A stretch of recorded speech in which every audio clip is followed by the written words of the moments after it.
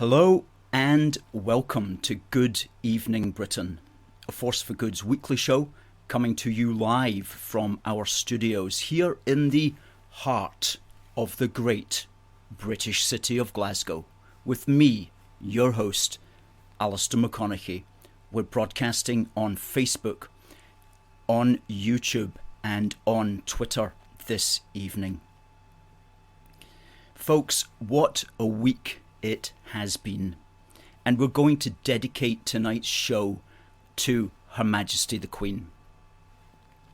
We're going to be asking, what does this mean for the future? And we're going to be looking back to an extent on Her Majesty's legacy.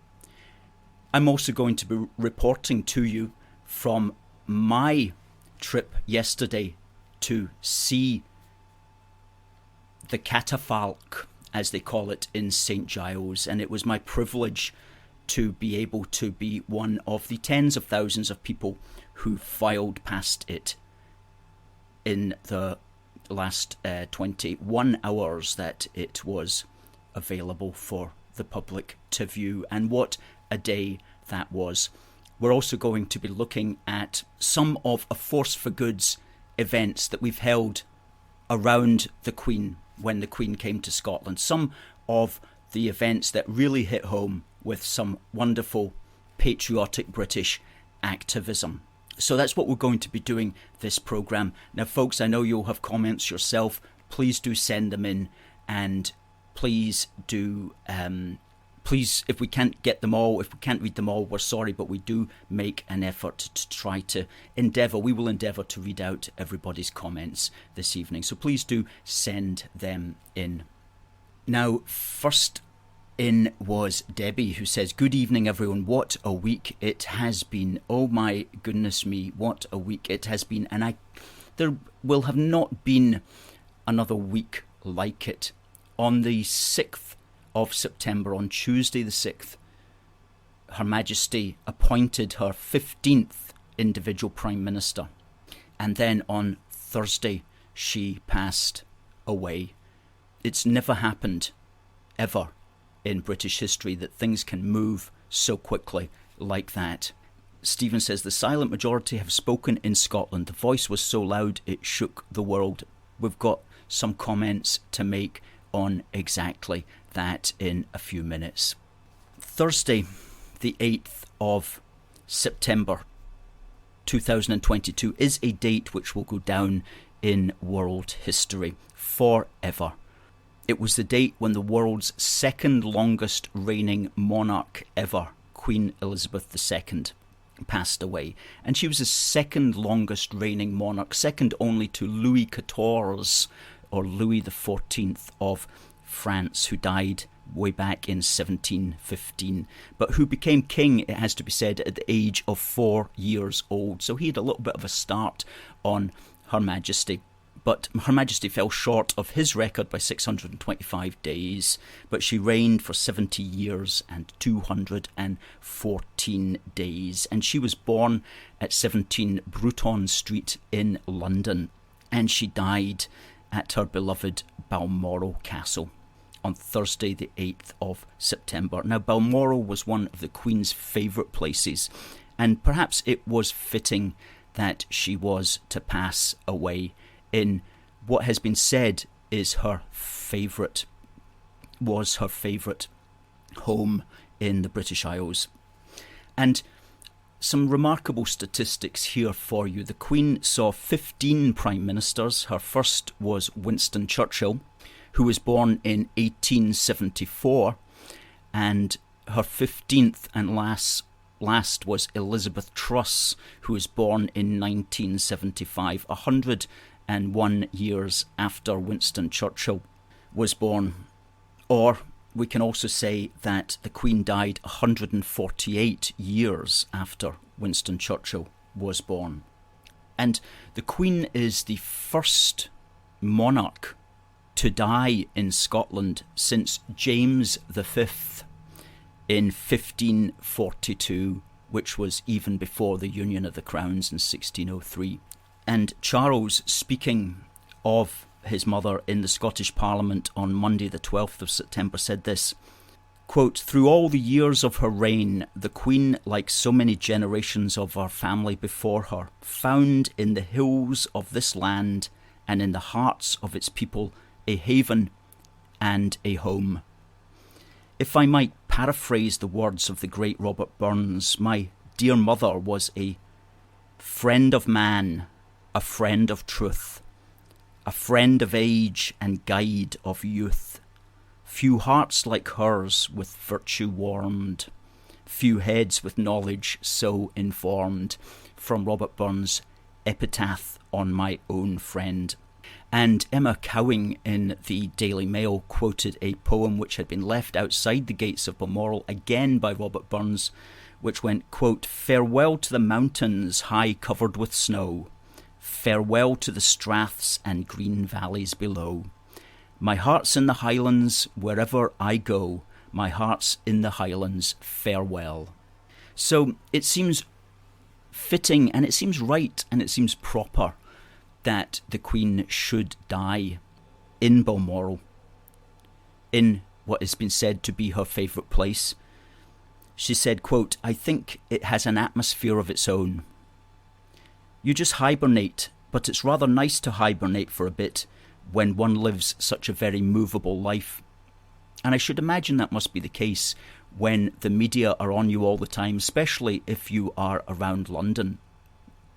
To get away to your Highland home must be a great relief for a couple of months a year, and no doubt that contributed very much to her love of Balmoral and of course of the Scottish Highlands. And there's a great photograph called Chief of the Chiefs, which was taken back in August 2010. There it is there. I'm so glad that was taken by Julian Calder of the Queen in the robes of the Order of the Thistle, standing beside a burn in her Balmoral estate, looking every inch the regal Queen of her domain there. That's so glad that that photograph was taken. One of the best photographs of the Queen that we have here in the United Kingdom.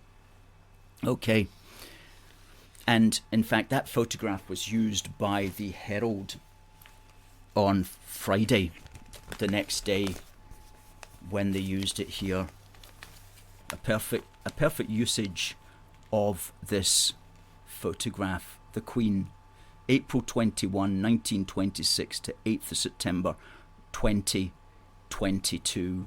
Alan Moore of Dunoon is watching. Proud to be Scottish and British. Keep up the good work. GSTK, which now means, of course, God Save the King. Freddie says, Edinburgh did us proud. Well done. Norman says, my beloved Queen since she took the throne when I was 5 years old. I'm 74 now. God bless Her Majesty. And isn't that the case, that the Queen has been around for most of us for our entire lives? Almost like a family presence. Many of us have pictures or artefacts of the Queen in our own house. Plates of the Silver Jubilee, or cups, or pictures, or whatever. You're constantly seeing the Queen as a presence in one's life. So it feels, for many people, it feels like a family bereavement. And Kaylin says, the most respected woman in the world. That must be so, Kaylin, mustn't it? And one of the most famous women who has ever lived or will ever live. Stuart says, there's a game on tonight and the national anthem is to be sung at Ibrox. Well, I'm sure it will be sung very heartily at Ibrox, I'm glad to note. Emma says, Britain will never be the same again. To an extent, that's correct, isn't it, Emma? I think that a chapter of the British story has closed. But let's remember that a new chapter always opens. And there's a really good quote here from the Queen that we put on the back of our Happy and Glorious magazine.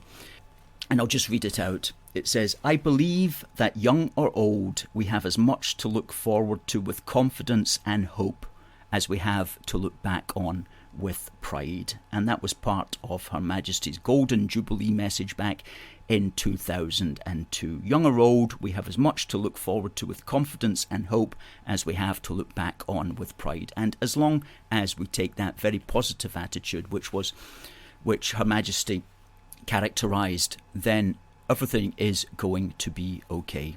Robert says, well done to the Scottish people and how you gave the Queen a lovely send-off. Robert from East Belfast in Northern Ireland, United Kingdom. Alan says he's glad she spent her final days in her favourite place. And Marion reflects what many of us are feeling. Good evening. Still can't take it in that the Queen has gone. Emma says it's going to be strange for a while, especially at Christmas. Isn't that so? For many of us, the Queen was part of our Christmas Day celebrations as well, wasn't she? Well, it's now going to be Charles. Harry says that he was glad to see so many people in Aberdeen turn out to say goodbye to our Queen. And Darryl says, respect from England, well done, so proud of Scotland, God save the King. You know, it's worked out amazing when you think about it, that the Queen passed away in Scotland. And I was reflecting upon that, and there's one or two things that I'd like to just bring out here. You know, I don't doubt that the Queen held out deliberately to appoint her 15th Prime Minister. Now, of course, none of us can predict the day that we are going to die, the day that we're going to get called home. None of us know what day that's going to be, but the Queen must have summoned up as much resilience as she could. She got through, she appointed her 15th Prime Minister, and maybe she thought to herself, you know, my work here is now done. And I have no doubt that she would also know what the funeral plans were. If she were to die, as most people would have thought, probably in London, there were also funeral plans that she would know about, that what would happen if she were to die in Scotland, and no doubt there would be funeral plans if she were to die in any other part of the United Kingdom or indeed the world. And she would be looking at these, and she might be thinking to herself, you know, what would involve the most number of people in the United Kingdom if I were to die? I think that she left us an incredible gift, because it's not inconceivable to imagine that she knew that the day was close, and she would be very conscious of the Scottish roots of the British monarchy. She would be very conscious of how much she loved being up here, and she would be conscious as well that if she passed away in London, the entire period of mourning would literally be in London. Okay, quite rightly so, of course, quite understandably so, it would be in London, but the rest of the United Kingdom would be kind of left out a bit.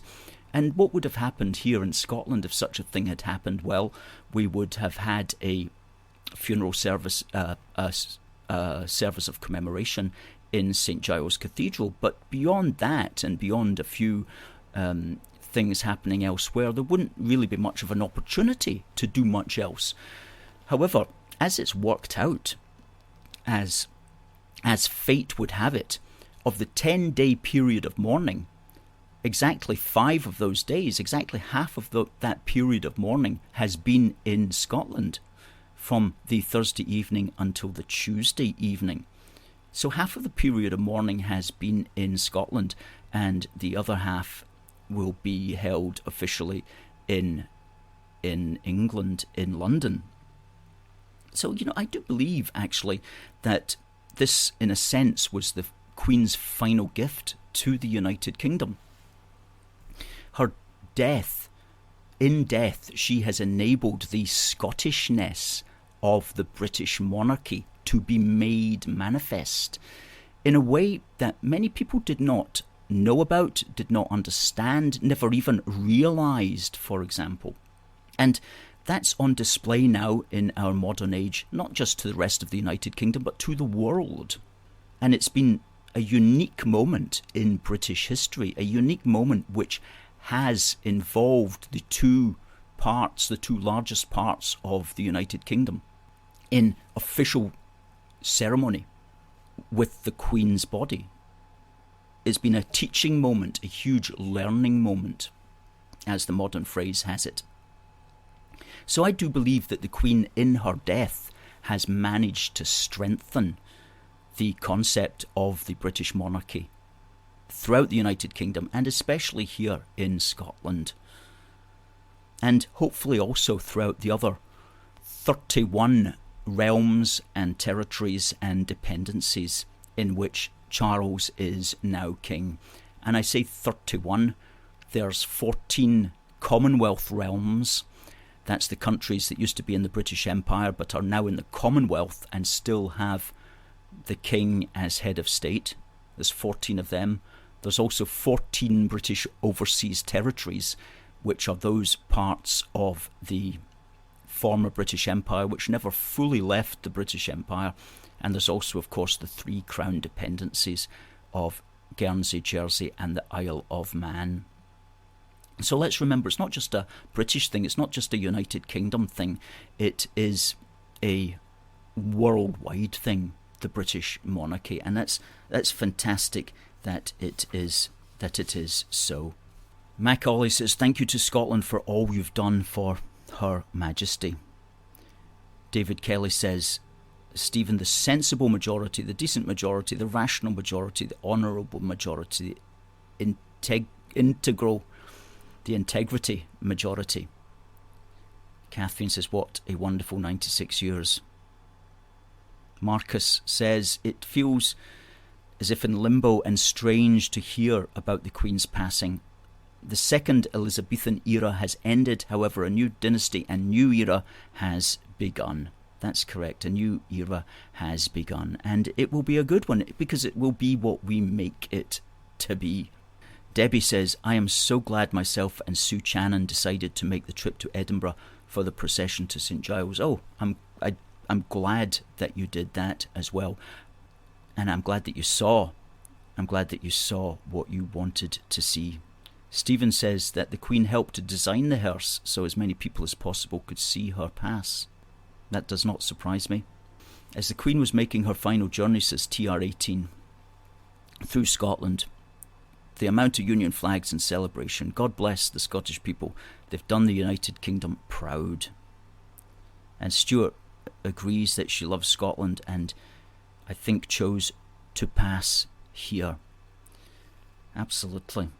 So the Queen dies, but the United Kingdom lives on, and a new hand takes the wheel of state. That's one of the great things about the British monarchy, is its continuity. It just immediately continues. And so while one person has died, we're straight into planning for the next person to take over. So we're kept busy in that sense, which also helps to mitigate the sadness. It's a continuous process through history. And this is one of the great things about having a monarch as the head of state, because it's through the head of state that you can tell the story of the nation, going back through their family line and the eras during which they were reigning, and identifying and understanding the history of the country during these eras. So it's through the individual that you get into and penetrate the history of the nation. And this doesn't happen in, for example, presidential countries. Okay, when you look at Joe Biden, for example, how much of American history going right back do you see him personifying? Or Donald Trump, for that matter, or Bill Clinton, for that matter, or George W. Bush. You see the man, you see the 4-year period or 8-year period that he might happen to be president, and that's really all that you see, but you don't see it going right back. For example, take Charles III. Well, straight away you can start talking about, well, who was Charles II? What was his story? Who was Charles I? What was his story? And indeed, as I pointed out on the Facebook page, Charles II has a statue directly outside St Giles Cathedral. You didn't pass it when you were going in yesterday or on Monday, but it's just round the corner, a big equestrian statue of Charles II, who's there, of course, because as soon as his father, Charles I, got his head chopped off, the Scottish Parliament announced Charles II as the king. The English didn't want a king. That's why Cromwell chopped off Charles I's head. But the Scots still wanted a king, so they immediately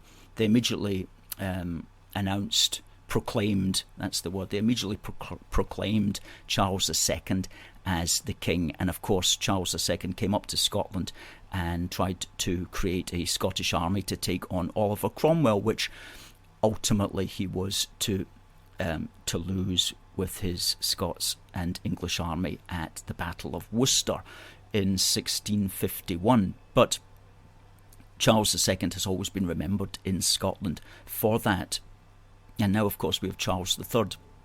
So talking about Charles III, this is very interesting, he's the first monarch to accede to the throne while in Scotland since James VI acceded to the throne back in 1567 after his mother met an unfortunate encounter with an axe. And so that's 455 years ago was the first monarch to accede to the throne while in Scotland.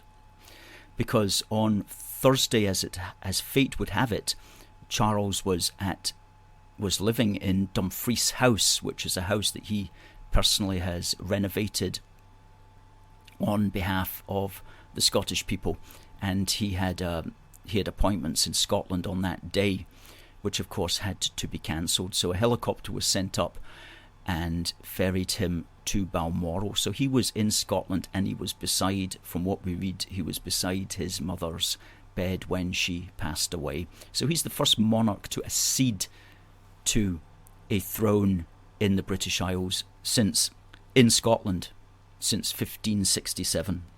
And furthermore, next year when he is crowned, next year will be 2023, that will be the 420th anniversary of the Union of the Crowns, which was when James VI acceded also to what was then the throne of England, and when he declared himself King of Great Britain rather than King of Scotland and England separately. So the Union of the Crowns was in 1603, and next year will be its 420th anniversary, and that will be, God willing, it will be the year when Charles is formally crowned.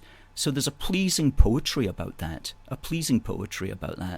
Charles is also the oldest British monarch ever at the start of his reign, age 73 years, 298 days, beating William IV's record, who became king at 64. And Camilla is the oldest ever queen consort at the start of her king's reign. They've got a lot of time left in them and a lot of energy. Oh my goodness me. People were commenting about that today. The amount of things that Charles has to do in the course of a day, it's incredible for a man of 73 and a woman of 75 at his side. You know, even just changing, he has to change outfits several times. I saw a couple of days ago he was in a kilt, I think in the morning, and then in the afternoon he's in some kind of formal evening suit. I mean to say, it takes a whole day just to change into a kilt, for crying out loud. Yet he's doing it all the time and then probably changing back again. Incredible energy to be doing that, and we wish him all the very best to keep doing it. And so nice to see him straight away yesterday as well, going over to Northern Ireland and doing a tour of Northern Ireland just to make sure that they know that he's thinking about them, and Wales also, making sure to spread himself and to spread the love around, which is a really good sign, and he's putting a lot of energy and effort into that, and well done to him for doing that. TR18 says, I believe we are in safe hands with King Charles III. I think the anti-monarchs are being far too harsh on him. He just lost his mum and he must be under extreme pressure. Rita Johnston says she's late because she needs to stop arguing with the knuckle draggers. Rita also asks, when is it going to be? Well, I was reading today that it won't be before the spring of next year. Perhaps, who knows, but it would make sense if it was in the summer. Wouldn't it make sense in the summer? Give us a day off work where it might hopefully be sunny. I'm going to speak shortly about yesterday's lying in state. Got quite a few pictures from the queue as well to show you, and just to talk about the queue and how well organised it was, and also the experience inside St Giles for that as well. And then after I've spoken about that, I'm going to talk about some of the things that we did in the last few years that involved the Queen, some of our activism at the events that the Queen was at, some really just flying the flag, pro-UK stuff, just to really show the Queen some love. We'll be talking about some of the real successes that we had as well with that. Anyway, let me go straight into yesterday's event. Now, we've got some of the pictures of the lying in state, but before we bring up the picture, let me just tell you what happened. On Monday, after the Queen's coffin was taken into St Giles, it was open to the public until from 3 p.m. on Monday, and for 21 hours. No, it was from 6 o'clock. It was from 6 o'clock it was opened, and it went right through to 3 p.m. That's 21 hours, finishing yesterday, Tuesday. And from what I've seen in the papers today, they're saying that there was over 33,000 people that got in to pay their respects. So that would be something like 1,600 an hour if you're looking at 21 hours, which is probably right, because what they did was, when you went into St Giles, some people were ferried left, some people were ferried right, and so there was two routes, as it were, round the catafalque, and people were going slowly. And overnight between the Monday and the Tuesday, that were the longest queues, which makes sense because a lot of people would be working on the Tuesday and would therefore be taking their opportunity simply to to pay their respects when they could, which was overnight. And some of the queues for overnight were like 4 or 5 hours. However, as I'll tell you in a minute, the queue I was in was moving a lot quicker during the day. So I've arrived yesterday in Edinburgh at around about 10 o'clock. We did a live where I filmed the queue from the start, going right to the end of it in the Meadows, which is about a mile away. And the queue ended just at the start, well, a few hundred yards into the Meadows. But on the previous night, it had been all around the Meadows. And so, beautiful weather, blue skies, glorious sunshine. It wasn't hot, it wasn't boiling hot, it was just nice and warm. It was just a perfect day for it. And so I picked up the queue at 20 to 11, and let's put up the first picture there of the queue. And so you see just the blue skies, and that's the queue. Now, I would say that of the people that were there, the overwhelming majority would just be British. I'm saying about 80% at least. 4 and 5 were British, and the others were tourists, of course, because Edinburgh is a huge tourist centre. So I'd say maybe 80-85% British, 15% tourists. That was my feeling. Okay, that's going round the Meadows. Now, when you came out the Meadows, you encountered the wristband station, which I think this was maybe how they counted you, because I didn't really understand the point of the wristbands. Other than that, I have a wristband here which I'll just show you. This is it here. It says 2939 on it, which perhaps is one of the numbers that they were using. There were different coloured wristbands. I'm not sure what the point of the different coloured wristbands was. Next photograph. That's once you come round the wristband station, you come round and you're just about to go under that underpass. That area is called Potter Row. And then once you come out the underpass, you go over and down onto Chambers Street. And I have to say, these queues were incredibly well organised. I mean, you couldn't fault this at all. And I heard one of the marshals speaking to another person on the queue and said that she was working for her organisation, which was called Event Scotland. And they had been preparing for this apparently for a long time. So it was extremely well organised, very smooth, and the marshals were exemplary and very professional. And there were toilets along the way, there was bins provided along the way. It was extremely well done, extremely well done. That's on Chambers Street there. That's old building at the top. It says Crown Office. I don't know if it still is the Crown Office or not. And this is when you come out of Chambers Street and you're heading up George IV Bridge. Now at the top of that street, you'll see a white tent. That's the security tent.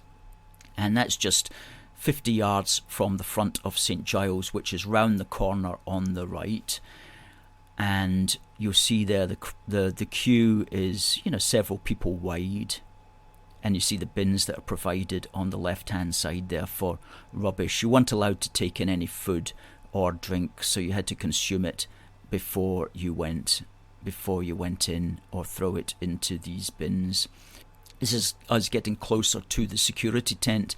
Now, people with handbags had to go in there on the left through the tent, but if you were like myself, you didn't have a bag or a rucksack, you continued on the right-hand side where you could either put all your stuff into one of these metal detector things, or you got one of these little bleeper things that they run over your arms and jacket to check what's inside. And then when you went round the corner, you were coming into St Giles. Now, the interesting thing, of course, there is that the queue is very wide, several people wide, but when you come out of security, it's single file, because it's a slow process around security. So you're actually coming out in single file, ready to go into St Giles in single file. So here we are coming out of security, heading towards St Giles, and as you can see, we're kind of roughly there in single file. Okay, now apologies for this contraption there that people are going through. I don't really know what the point of that is. These things appeared on the Royal Mile several years ago. I think there's some kind of crowd control measure that they can put into action when they have to. But that's St Giles in the background, and that's people going in there in single file. Some people be going through the door on the left, some people going through the door on the right. So when you went in, now I don't know how many people have been in St Giles, but it's certainly a very impressive cathedral. And the catafalque, as it's called, was sitting towards the top of the cathedral, and it was surrounded by, I think it was 5.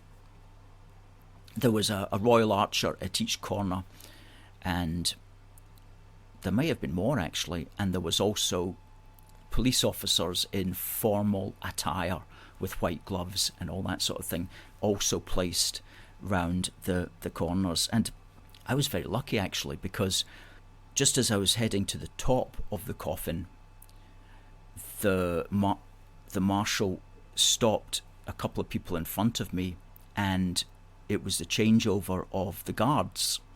So we got to stand there while the new royal archers came in, took their places, and the ones who had been standing there for I don't know how long then marched away. And when they did that, the new police officers, 5 of them, came in and they marched round the coffin, with one stopping and the person who had been there before getting on to the end, and then marching round to the next corner, the person changing over, and then marching out again seamlessly. Very well done indeed. And then we just were ushered out of St Giles Cathedral, and there's a picture there of me, of just as you come out there, you see that's called the Mercat Cross, and that's the city chambers in the background with the Union Jack flying at half-mast. You weren't allowed to take pictures inside St Giles. They told you specifically to put your mobile phones off. That's Adam Smith looking down on me and the crowd as I came out of St Giles. What I then did, well, that was 20. When I came out of St Giles, that was 20-1, and so that whole process had taken me 2 hours, which was a lot quicker than what people were reporting having stood for during the night. Some people standing for 3, 4, 5 hours. Might just be because of the numbers of people. As I say, I would imagine many people who were working on Tuesday would take the opportunity to stand during the night because they would be unable to do so on the Tuesday. That was 20-1. I stayed in Edinburgh, and I actually moved down to Johnston Terrace because the crowds were beginning to really build up on the Royal Mile to such an extent that it was really quite claustrophobic.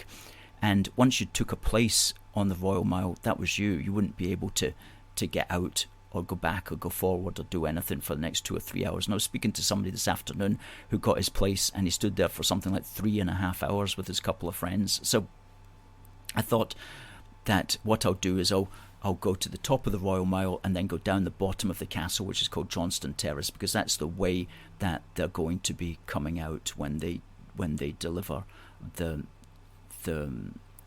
coffin to the airport. Derek says, "Greetings fellow Brits, a sad week it has been with these recent events." Yvonne says she was blessed to get in around 8 p.m. Very good.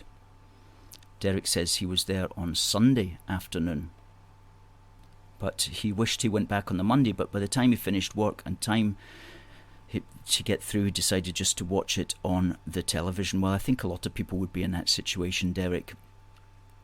Derek says, so glad you managed to come through and pay your respects. Absolutely. It was good to do so. Now, what I'm going to do is just recall to memory some of the actions of a force for good that have involved the Queen. Some really good stuff, ending on a really positive note here. And the first thing I want to start with is the day of the Queen, when the Queen became the longest ever serving British monarch. Okay, that was on the 9th of September 2015. And as fate would have it again, she was in Scotland that day, and she was opening the new Borders Railway, which ran from Edinburgh and which runs from Edinburgh to Galashiels and on to Tweedbank. And she was opening that at Waverley, taking an official journey in the first ever train to go down the tracks and giving a speech when she reached Tweedmouth. And we were at both of those ends of the journey. And what we also like to do, of course, is to colour things red, white and blue. So we knew it was an important day for the Queen, and we knew that people would be there and people would want to show support. So we went down, several of us, that day with our handheld Union Jacks, and we coloured that area of Waverley and also Tweedmouth in our red, white and blue Union flags. And so let's check out the first photograph that we've got of this day. That's crowds right up the stairs, and as you can see along the bottom there, this is from Getty Images, see along the bottom the Union Jacks, and people couldn't get the flags fast enough, okay? And some great photographs were taken by the press. That's a really good one there, okay? And this is one of the favourites. I mean, I think that's just absolutely brilliant, that particular photograph. Absolutely great. That was in several newspapers as well. Just see how these flags really brighten up the area. Now, the funny thing about this, okay, was that, and there's the Queen arriving. There's the Queen arriving. But before the Queen arrived, she was late. She was late by 40 minutes or so because it had been bad weather and her helicopter was delayed.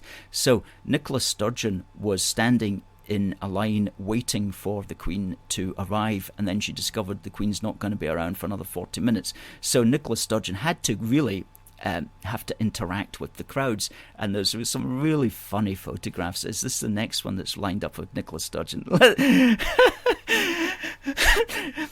I don't know if the photographer just caught that one. I don't know how representative that was of her attitude, but it's just such a funny photograph of her standing there and these guys around her not really knowing what to say, holding the Union Jacks while she's there kind of looking like she'd rather be anywhere else. And that's a funny photograph, and it was worth just putting the Union Jacks out for that photograph in its own. Okay. And then in Tweedmouth, we had a chap down there who gave out flags to the school children who happened to be there.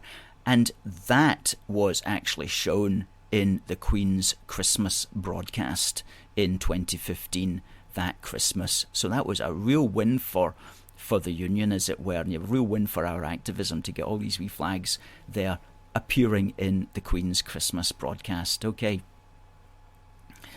So that was the Border Railways Queen's longest reigning day, the day that she became the longest reigning monarch of the UK. That was great activism.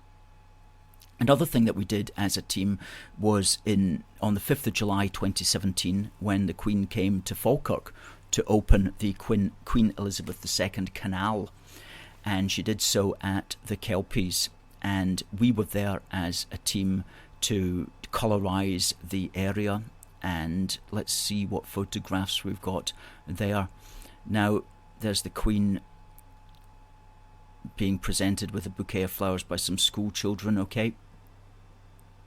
Now this photograph actually appeared on the Royal Family Twitter account.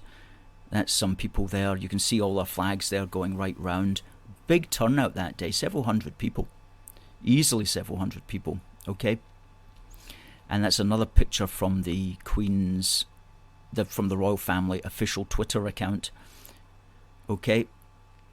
And there are our merry band of men and women, all the Queen's men and all the Queen's women who were there from A Force for Good. And thank you to them all for being there. That was a great day that we had. Okay.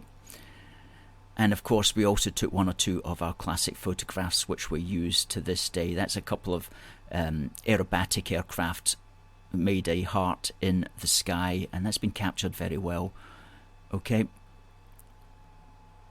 And of course our classic photograph, which is just absolutely amazing. That was 5th of July 2017. Okay. And in fact that photograph that you just seen was turned into a painting by one of our supporters, and we were so pleased with the painting that we ourselves turned it into a greetings card, which is blank on the inside, and which you can get at our shop, aforceforgood.uk/shop-1. So what else have we been doing with these things? There was the opening of the Scottish Parliament, which happens every few years. We've been at 3 of those events, which we also helped to colorise red, white and blue. We had one back in 2016, was the first one that we went to. That's us down the Royal Mile in 2016, okay, with our flags. I think we took mainly big flags that day. That was in 2016. The next was in 2019, which saw the Scots Guards there marching down. And that's in 2021. That was last year when the Queen came to open the Scottish Parliament. The Parliament doesn't open officially open as often as Westminster does. It's not every year, but I'm not quite sure actually. I need to look into that.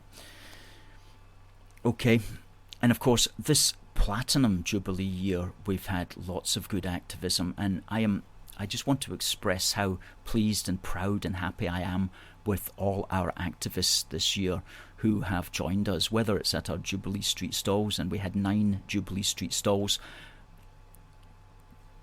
There's a picture, I think that was taken back in April, and at our stall we have that big flag, the Queen Elizabeth Platinum Jubilee flag, which is also in the back of our studio today, and we have our Force for Good flag, which is there. And here's a picture of the table that we have.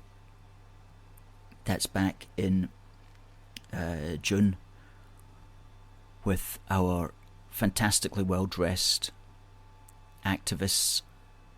Thank you to everybody who comes out to help at our street stalls. So proud, so pleased with all of you guys and gals who do that and who knew how important it was to do it this year and to make our stake this year.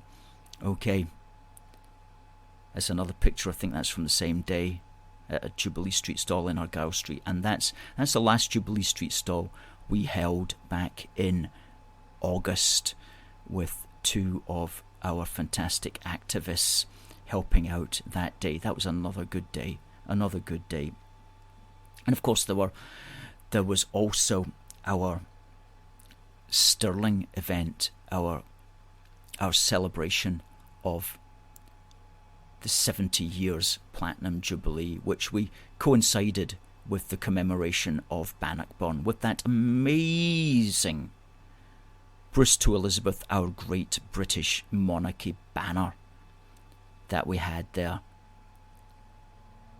As the Scottish nationalists were marching, we were reminding them about the genesis of the British monarchy and how it traces itself back, particularly through the Stuart line, back to Bruce. Okay. And in order to emphasise that point, we had the Royal Standard of Scotland, which is the lion rampant flag, and we had the Royal Standard of the United Kingdom as used in Scotland, which is that big quartered flag. That's called the Royal Standard of the United Kingdom, as used in Scotland, which has 2 quarters of lion rampants. And the Royal Standard of the United Kingdom, as used in England, has 2 quarters of the lions, or as some people prefer to call them, the leopards. Okay. And of course there were other events as well. The Queen came to Gorgie Farm in Edinburgh in 2019, and we were also at that to give her a welcome. So we've really done a lot, I think, as an organisation to help bolster Her Majesty when she's been in Scotland, and to help keep the British end up, to help keep Scotland British. And those were just some of the highlights that I was thinking about when we put this programme together today. And of course, this year we also published Union Heart, Happy and Glorious, which was our 12-page Platinum Jubilee special edition. And in this, we've said most of what needs to be said about the Queen's role. And we had 500 of these published, and we've only got 10 left, okay, because we put out so many to people who wanted them at our Jubilee Street stall. So we've only got 10 of these left, and you can buy that at our online shop at aforceforgood.uk. We've only got 10 of these left, and once the 10 have gone, then they'll only be available as special, as part of a full back issue set. And even that itself is limited as well. So if you want your copy of that, which will now become a historic document, please make sure you check out our shop, folks. Now, we haven't had a competition today.